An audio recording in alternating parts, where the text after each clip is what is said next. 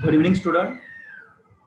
Today we are going to discuss about how to calculate income from salary.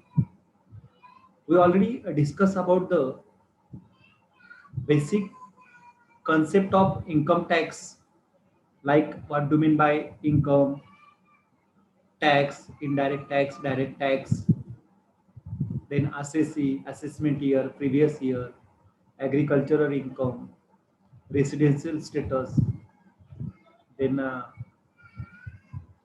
TAN number. Then also discuss the when we calculate the taxable income for the purpose of computation of taxable income, the total income is classified into five heads. Number one, income from salary. Number two, income from house property. Number three, profit and gain from business and profession. Then capital gain and income from other sources. Then we also discuss about the first head, that is income from salary, and we already discussed the meaning of salary. Then the condition for income from salary, which income is treated as income from salary, or which income is not treated as income from salary. So that conditions we already discussed in our physical classroom at college. Okay, so today we are going to discuss how to compute the income from salary. Friends, meaning of salary for the purpose of income tax. Basically, salary means any sum received from employer in terms of monetary or non-monetary for rendering services to the employee is treated as income from salary in the previous year. That means when any employee render any type of services to his employer, and for the purpose of that particular services, employer paid to the employee in terms of money or non-monetary, monetary and non-monetary. So such benefit in the hand of employee is called the income from salary. म्हणजे एखाद्या मालकाकडून त्याच्या कर्मचाऱ्याला, त्या कर्मचाऱ्याने त्या मालकाला दिलेल्या सेवेबद्दल त्याला पैशामध्ये किंवा पैशा व्यतिरिक्त काही फॅसिलिटीज जर त्या ठिकाणी त्याला मिळत असतील, तर त्या बेनिफिटला किंवा त्या फायद्याला त्या ठिकाणी आपण सॅलरी असं म्हणतो. आता हे आपण कंडिशन मध्ये बघितलेलं आहे. बेसिकली जस्ट एका व्यक्तीकडून दुसऱ्या व्यक्तीला मिळतं त्यावेळेस त्या दोघांमध्ये रिलेशनशिप काय असली पाहिजे? The relationship between receiver and giver must be employer and employee. म्हणजे त्या दोघांमधलं नातं हे मालक आणि कर्मचारी असलं पाहिजे, आणि त्यावेळेस त्याला आपण इन्कम फ्रॉम सॅलरी असं म्हटलेलं. आपण ते एक्झाम्पलच्या सहाय्याने बघितलेलं. म्हणजे एखादा लॉयर असेल तर त्या लॉयर जर कंपनीमध्ये जॉब करत असेल लिगल ऍडवायझर म्हणून, तो नोकरी करतो आणि त्याला कंपनीकडनं सॅलरी पगार मिळतो, त्या बदल्यामध्ये मंथली बेसिसवर पगार मिळतो. इथे ती कंपनी त्याची एम्प्लॉयर येतो, एम्प्लॉई आहे, इथे त्याला जे मिळतं त्या कंपनीकडनं ते इन्कम फ्रॉम सॅलरी झालं. परंतु तो लॉयर जर कोर्टमध्ये प्रॅक्टिस करत असेल तर कोर्ट त्याचं एम्प्लॉयर नाहीये, किंवा ज्याला तो कन्सल्टन्सी देतो, ज्याला लिगल ऍडवाइस तो देतो, त्याचा जो काही क्लायंट असेल तो क्लायंट काय त्याचा मालक नाही, एम्प्लॉयर नाहीये. आणि म्हणून त्या ठिकाणी त्याला त्या क्लायंटकडनं ते मिळतं, ते इन्कम फ्रॉम सॅलरी होत नाही. सेम मी तुम्हाला सांगितलं, एखादा अकाउंटंट असेल आणि तो अकाउंटंट काय करतो, एखाद्या कंपनीमध्ये नोकरी करत असेल, त्याला त्या तिथे तो मालकाला सेवा प्रोव्हाइड करतो, त्याला तिथे जे मिळतं ते इन्कम फ्रॉम सॅलरी झालं. बट तो अकाउंटंट स्वतःची प्रॅक्टिस करत असेल आणि एखाद्या लोकांना त्यांचे अकाउंट्स बनवून देत असेल, तर त्यावेळेस तो त्या लोकांचा मालक बनत नाही, ते त्याचा एम्प्लॉयर नसतात. तिथे इन्कम फ्रॉम सॅलरी होत नाही, तो त्याचा प्रोफेशन झाला. जर तो लॉयर जर त्या ठिकाणी खाजगी प्रॅक्टिस करत असेल, त्या ठिकाणी कोर्टात प्रॅक्टिस करत असेल, तर ते त्याचं इन्कम फ्रॉम प्रोफेशन झालं. Is it clear? So the relationship between that two person must be employer and employee. आणि म्हणून हजबंड अँड वाईफ, जरी पत्नी त्या ठिकाणी घरामध्ये राबते, पण त्या बदल्यामध्ये तिला पतीकडनं सॅलरी मिळत नाही, किंवा ते जे काही पतीने जरी दिलं तर ते सॅलरी म्हणून ट्रीट होत नाही, कर्मचारी नाहीये ती करत. Okay, so income from salary कधी होतं ते आपण त्या ठिकाणी बघितलं. नाव part of income, salary income. Basically आपण काय म्हणतो, सॅलरी म्हणजे काय, एक कंपोनंट, म्हणजे नुसतं सॅलरी नाही. आपण एखाद्याला विचारतो ना, तुझा पगार किती, तर तो सांगतो त्या ठिकाणी 40,000 50,000 काय असेल तो त्या ठिकाणी सांगतो. तो काय फक्त एका याच्यामध्ये डिसाईड झालेला नसतो, त्याला त्याच्या सॅलरीमध्ये कंपोनंट किंवा वेगळे फॅसिलिटीज मिळतात, त्या सगळ्यांची बेरीज करून त्याला एकत्र आपण त्या ठिकाणी काय म्हणतो, सॅलरी असं म्हणतो. पण बेसिकली जे काही सॅलरी इन्कमचे जे पार्ट पडतात त्या ठिकाणी, त्यामध्ये पहिलं बेसिक सॅलरी, त्याचं मूळ वेतन, किंवा other cash receipt. Other cash receipt मध्ये काय येतं, बेसिक सॅलरी आणि अदर कॅश रिसिप्ट. मग बेसिक सॅलरीमध्ये का, बेसिक सॅलरी आणि अदर कॅश रिसिप्ट मध्ये जर त्याला काही बोनस मिळत असेल, काही त्याला कमिशन मिळत असेल, काही फीज मिळत असेल, तर त्या अदर कॅश रिसिप्ट मध्ये ते येतं. म्हणजे बेसिक सॅलरी, त्याच्यानंतर बोनस, कमिशन आणि फीज, हे म्हणजे बेसिक सॅलरी आणि अदर कॅश रिसिप्ट मध्ये आपण त्या ठिकाणी ते घेतो. त्याच्यानंतर अलाउन्सेस म्हणजे भत्ते, त्याला वेगळे अलाउन्सेस मिळतात, म्हणजे for the purpose of performance of duties. आता कधी कधी ते ड्युटी परफॉर्म करण्यासाठी मिळतात, किंवा पर्सनल एक्सपेन्सेस करण्यासाठी त्या ठिकाणी ते त्याला पैसे मिळतात त्या सॅलरीमध्ये, त्याला आपण अलाउन्सेस असं म्हणतो. ते बेसिक पर्पज साठी असतात. फॉर एक्झाम्पल काय, एखादा एम्प्लॉयर त्याच्या एम्प्लॉईला त्या एम्प्लॉईच्या घरापासून मालकाच्या त्या कंपनीमध्ये येण्यासाठी आणि त्या कंपनीमधून परत त्याला घरी जाण्यासाठी त्याला ट्रॅव्हलिंग करणे. मग या ट्रॅव्हलिंगसाठी जर त्याला तो पैसे देत असेल, तर तो ट्रॅव्हलिंग अलाउन्स झाला. काय झाला? अलाउन्स झाला, ट्रॅव्हलिंग अलाउन्स झाला. त्याला घर राहण्यासाठी, घरामध्ये राहता यावं म्हणून त्याला घराचं भाडं भरण्यासाठी जर तो काही अलाउन्स देत असेल, तर त्याला आपण हाऊस रेंट अलाउन्स असं म्हटलेलं. आता हे दोनही एक्झाम्पल मी तुम्हाला, पहिला जो ट्रॅव्हलिंग अलाउन्स झाला तो परफॉर्मन्स ऑफ ड्युटी, कारण त्याने ट्रॅव्हलिंग जर केलं नाही तर तो ड्युटी परफॉर्म करणार नाही. आता घरात नाही राहिला तर तो ड्युटी परफॉर्म करेल, म्हणजे तो त्याचा पर्सनल एक्सपेन्सेस झाला, म्हणजे तो पर्सनल अलाउन्स झाला.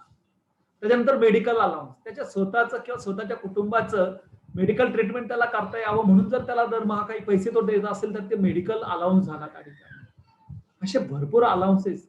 एज्युकेशन अलाउन्स, त्याच्या मुलांना शिक्षणासाठी त्याला एज्युकेशन अलाउन्स मिळतो. त्याच्या मुलांना हॉस्टेल मध्ये ठेवायचं असेल, त्याला हॉस्टेल एक्सपेंडिचर अलाउन्स त्या ठिकाणी त्याला मिळत असतो. असे वेगळे अलाउन्सेस त्याला तिथे मिळत असतात. ते अलाउन्सेस झाले.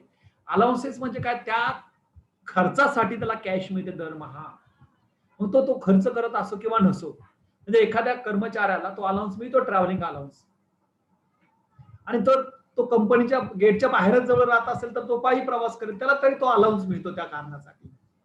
बरोबर ना? असं नाही की तो जवळून येतो म्हणून त्याला नाही, आणि एखादा लांब दुरून येतो म्हणून त्याला जास्त, असं त्या ठिकाणी होत नाही.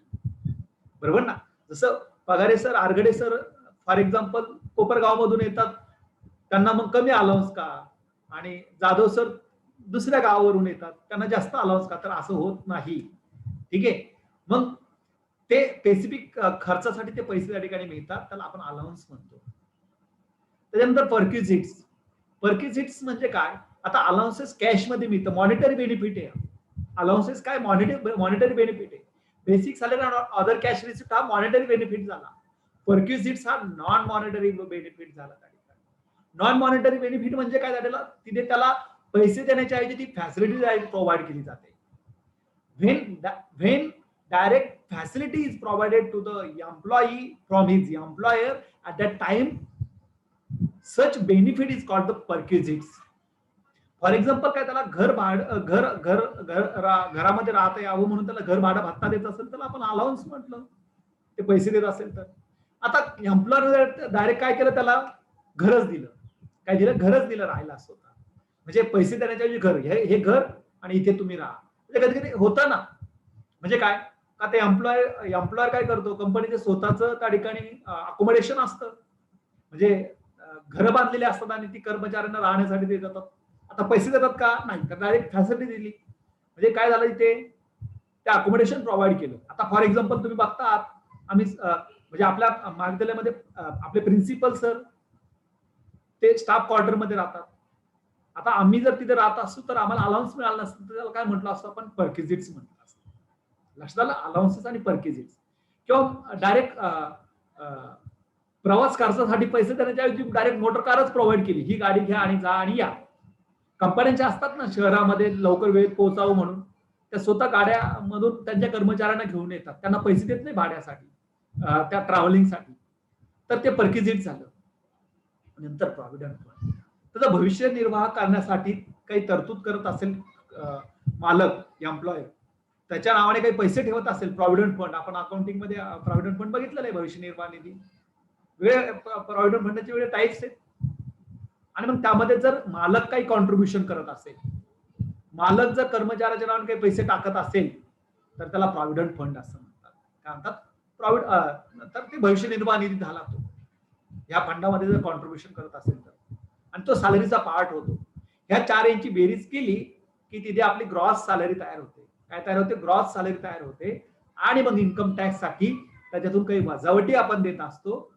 मग इन्कम फ्रॉम सॅलरीच्या अंडर ज्या वजावटी दिल्या जातात, बघा तुम्हाला एमसीक्यू मध्ये विचारलं जाईल, under which section deduction is allowed in income from salary. So whenever we think about the income from salary, the deduction is given under section 16, okay, in income from salary, okay. 16 च्या under section 16 च्या under income from salary मध्ये तिथे वजावटी दिल्या जातात. Basically there are 3 deductions under income from salary, 16(1), 16(2), 16(3). 16(1) standard deduction, 16(2) professional tax, 16(3) entertainment allowance. हे 3 deductions त्या ठिकाणी दिले जातात, ते आपण डिस्कस करणार आहोत. पण हे कॉम्पोनंट झाले, पार्ट ऑफ सॅलरी इन्कम झाले. पहिल्या चारची बेरीज केली जाते आणि त्याच्यातून वजावट केली जाते, आणि वजावट केल्यानंतर जे येईल ते झालं income from salary. Income from salary, त्याच्यावर टॅक्स भरायचा, ओके, त्याच्यावर टॅक्स भरायचा. म्हणजे पहिल्या हेडची बेरीज अशा पद्धतीने होते. त्यापासून इन्कम टॅक्स साठी इथे बघा, एखाद्याला सॅलरी किती मिळते हे कॅल्क्युलेट का करतो आपण इथे, त्याच्यावर त्याला टॅक्स भरायचा आहे. त्याचं इन्कम झालं ना ते, म्हणून इन्कम टॅक्स भरायचा. आणि म्हणून आपण या ठिकाणी ह्या 4 हेडची काय करतो, सम करतो, आणि त्याच्यातून 5वं हेड काय करतो, वजा करतो, आणि जे शिल्लक राहील त्याला म्हणायचं इन्कम फ्रॉम सॅलरी. त्याच्यावर मग इन्कम टॅक्स कॅल्क्युलेट केला जातो. हे पहिलं हेड झालं. असे आपल्याला सर्व 5 हेड बघायचे, म्हणजे इन्कम फ्रॉम हाऊस प्रॉपर्टी वगैरे या पद्धतीने. लक्षात आलं. मग पार्ट ऑफ सॅलरी इन्कम म्हणू शकतो, किंवा आपण त्याला कंपोनंट ऑफ सॅलरी इन्कम असं देखील म्हणू शकता तुम्ही. This is the format of computation of income from salary. Basically it is calculated as okay, particular amount. So the first part is basic salary. Then काय ऍड करतो आपण त्याच्यामध्ये, bonus add करतो. जर त्याला मिळत असेल तर ऍड होणार, हा, जर मिळत असेल तर तो ऍड करायचा, आणि तो फुल्ली टॅक्सेबल आहे. त्याच्यानंतर फीज आणि कमिशन मिळत असेल तर ते पण ऍड करायचं. ऍडव्हान्स सॅलरी मिळत असेल, त्याला भविष्यातली सॅलरी मिळत असेल ती पण ऍड करायची. त्याला अरियर सॅलरी मिळत असेल तर ती पण ऍड करायची. हे basic salary and other cash receipt, हे जे पहिलं बघितलं ना आपण, त्यात येते एवढं सर्व, basic salary and other cash receipt. त्यानंतर अलाउन्सेस, पुढे काय ऍड करणार आपण, अलाउन्सेस ऍड करणार. तिथे अलाउन्सेस वेगळे प्रकारचे अलाउन्सेस आहे. There are number of types, various types of allowances. Basically it is classified into 2 broad categories, 3 broad categories: fully taxable allowances, then fully exempted allowances, then partly taxable, partly exempted allowances. त्यानंतर perquisites add करायचे त्याच्यामध्ये. त्याच्यानंतर त्याच्यात employer contribution to staff provident fund. Provident fund बघितलं आपण, तर त्या staff provident फंडामध्ये एम्प्लॉयरने काही कॉन्ट्रीब्युशन केलं असेल तर ते ऍड करायचं. त्याच्यानंतर त्या कॉन्ट्रीब्युशन मध्ये किंवा त्या प्रॉव्हिडंट फंडावर जर त्याला काही व्याज मिळत असेल तर ते व्याज देखील तिथे ऍड करायचं.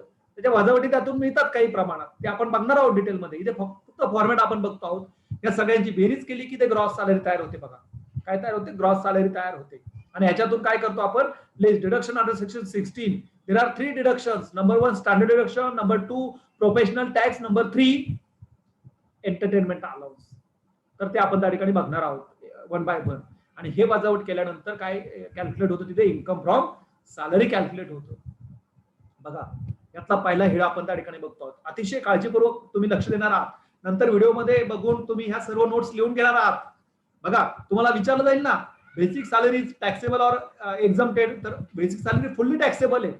जी काही बेसिक सॅलरी असेल तर त्या बेसिक सॅलरीवर पूर्णपणे त्या ठिकाणी काय करावं लागतं, टॅक्स भरावा लागतो. बघा बेसिक सॅलरी कशी कॅल्क्युलेट करतो आपण. बेसिक सॅलरी कॅल्क्युलेट करण्या म्हणजे किंवा कसं दिलेलं असतं त्या ठिकाणी. बघा तुम्ही मूळ वेतन म्हणतात त्याला, काय म्हणतात, मूळ वेतन असं म्हणतात. ह्या पद्धतीने तुम्ही बघितलं असेल एखाद्या नोकरीच्या जाहिरातीमध्ये, बेसिक पे किंवा पे बँड म्हणतात त्याला, बेसिक पे.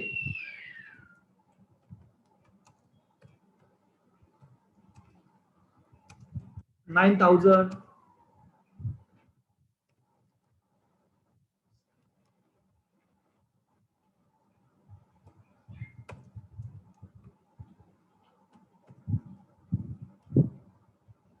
ह्या पद्धतीने दिलेलं असतं. बघा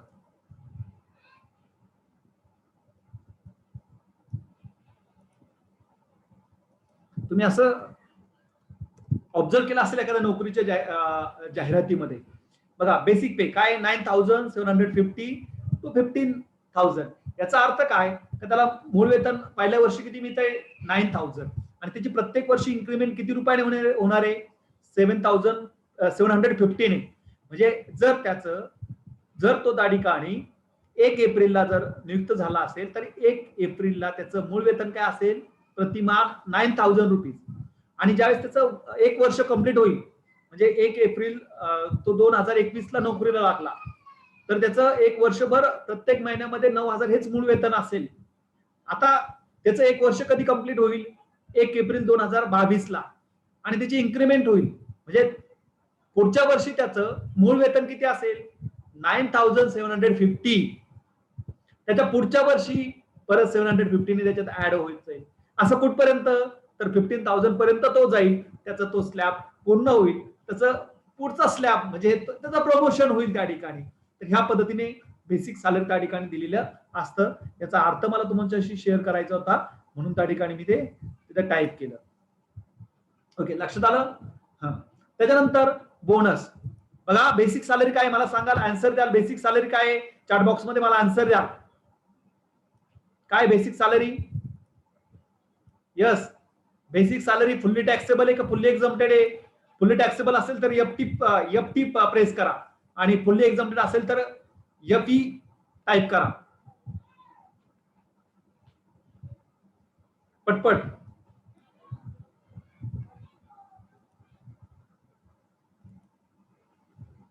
काय बेसिक सॅलरी काय, फुल्ली टॅक्सेबल आहे का फुल्ली एक्झम्प्टेड आहे? ओके, फुल्ली टॅक्सेबल आहे, व्हेरी गुड. त्याच्यानंतर पुढचा काय आयटम, बोनस. सांगाल बरं मला, बोनस काय, फुल्ली टॅक्सेबल आहे की फुल्ली एक्झम्प्टेड आहे? पुढे आन्सर मी लिहिलंय, वाचाल तुम्ही. काय bonus,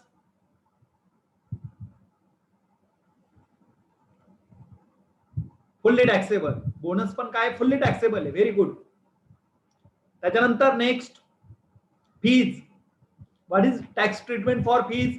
fees is fully taxable, partly taxable और fully exempted? Yes. What is tax treatment for fees? It is fully taxable or fully exempted? Very good, fully taxable.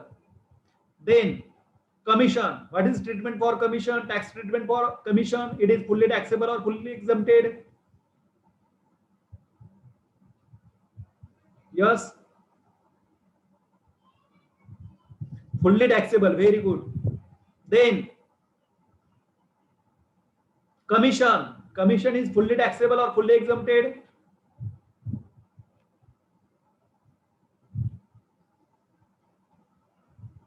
Yes. Yes, fully taxable. Then pension. Pension is fully taxable or fully exempted?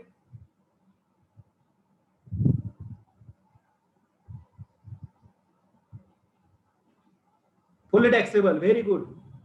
Then arrear salary. Arrear salary means मागची थकीत वेतन मिळालं असेल arrear salary म्हणतो आपण त्याला.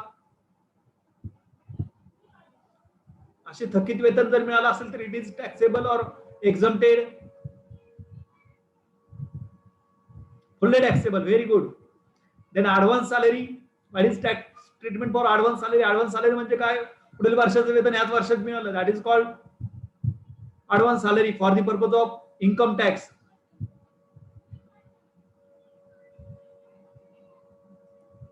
Yes, it is also fully taxable. It is also fully taxable. बघा हे 7 आयटम तुम्ही व्यवस्थित लक्षात ठेवाल. पहिला आयटम बघितला आपण basic salary, then bonus, then fees, then commission, then pension, then arrear salary, then advance salary.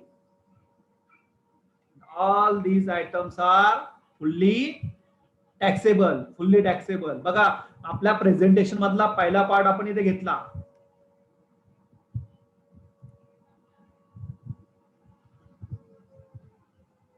Basic salary and other cash receipt. आता काय बघणार आहोत आपण? Yes, basic salary and other cash receipt झाल्यानंतर सेकंड पार्ट काय बघणार आहोत आपण?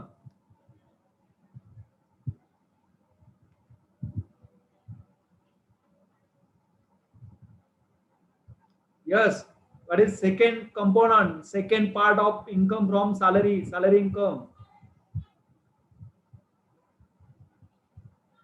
Yes, send me answer in chat box. Allowances. Very good. Allowances बघणार आहोत. काय बघणार आहोत? Allowances बघणार आहोत.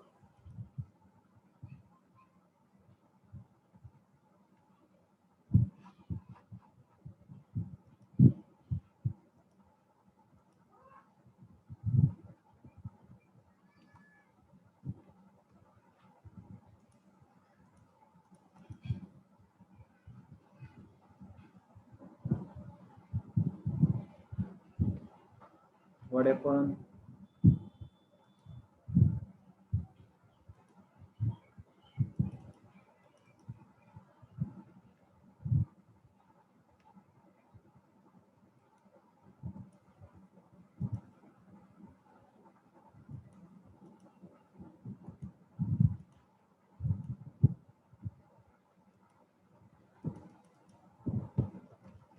It is not working. Just wait.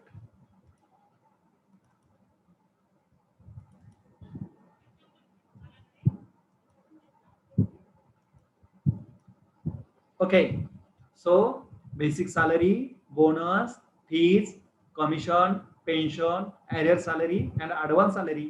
All these items are fully taxable. So now next, second part is allowances and their taxability. Okay, taxability. Allowances means which are paid in cash for facilities. Allowances are classified into 3 types. Allowances means which are paid in cash for facilities, means any facility received to employee from his employee in monetary terms at that time. Such facility is called the allowances. पैशा स्वरूपात जर त्याला त्या ठिकाणी facilities जर मिळत असेल तर त्याला आपण काय म्हणतो? अलाउन्सेस असं म्हणतो. काय म्हणतो? अलाउन्सेस असं म्हणतो. ओके, मग आता अलाउन्सेसच्या आपण त्या ठिकाणी काय करतो? टाईप करतो. काय करतो? टाईप करतो.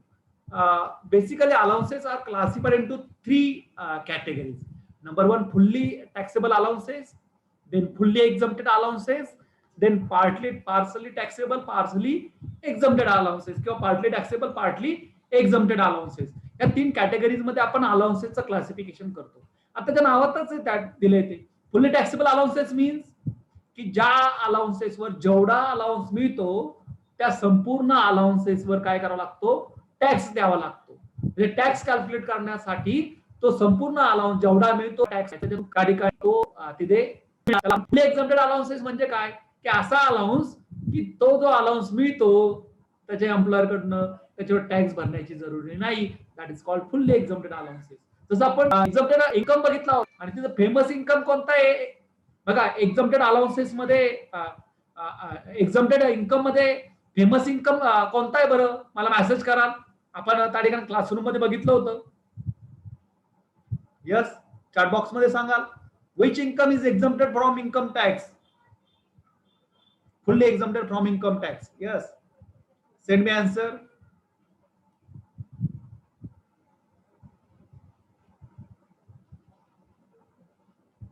चला पटकन आन्सर पाठवाल मला.